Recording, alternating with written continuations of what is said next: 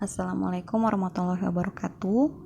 Di sini saya akan menjelaskan tentang pengadaan dan penyimpanan produk farmasi, alat kesehatan, dan bahan medis habis pakai di rumah sakit dan apotek dalam manajemen suplai kefarmasian. Yang pertama, pengadaan. Definisinya yakni proses penyediaan obat yang dibutuhkan oleh rumah sakit atau apotek yang diperoleh dari pemasok eksternal. Prinsipnya terdapat dalam Keputusan Menteri Kesehatan Republik Indonesia Nomor 38-Menkes/SK/5/2003. Yang pertama, mutu obat terjamin. Yang kedua, efisien, efektif, dan sesuai kebutuhan. Yang ketiga, menerapkan konsepsi obat esensial generik. Dan yang ketiga, melalui industri farmasi atau pedagang besar farmasi. Kemudian untuk penerimaan, poin yang pertama yakni penerimaan dimulai dengan pemeriksaan kesesuaian, kemudian menyesuaikan dengan fraktur, kemudian memeriksa kondisi fisik, dan yang terakhir membuat berita acara penerimaan. Poin yang keempat yakni metode pengadaan. Metode pengadaan ini ada dibagi ke dalam 4 poin.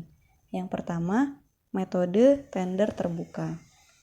Metode tender terbuka ini metode yang dimana dia akan mendapatkan harga yang lebih murah, membutuhkan waktu yang lama, dan diperlukan monitoring ketat terhadap kemampuan supplier. Kemudian metode yang kedua, metode tender terbatas.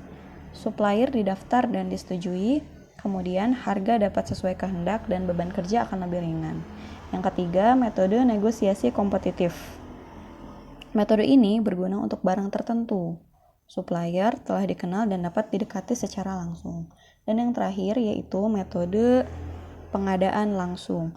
Metode pengadaan langsung ini metode yang berdasarkan harga grosir dan kelebihannya cepat, mudah, namun paling mahal. Yang kedua yaitu penyimpanan. Untuk penyimpanan, definisinya sendiri adalah penyimpanan di gudang farmasi. Penting karena berkaitan dengan stabilitas dari obat. Tujuannya untuk menjamin keamanan, memelihara mutu, memudahkan pencarian, mengatur aliran barang, dan menjamin pelayanan lebih cepat dan tepat. Metodenya ada 5. Yang pertama, stabilitas.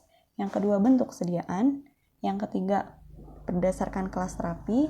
Yang keempat, alfabetis. Dan yang terakhir, obat khusus termasuk obat nafza. Kemudian, metode pemusnahan.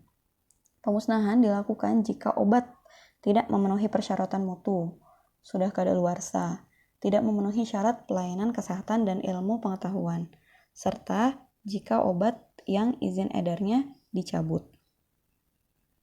Sekian pengadaan dan penyimpanan produk farmasi, alat kesehatan, dan bahan medis habis pakai di rumah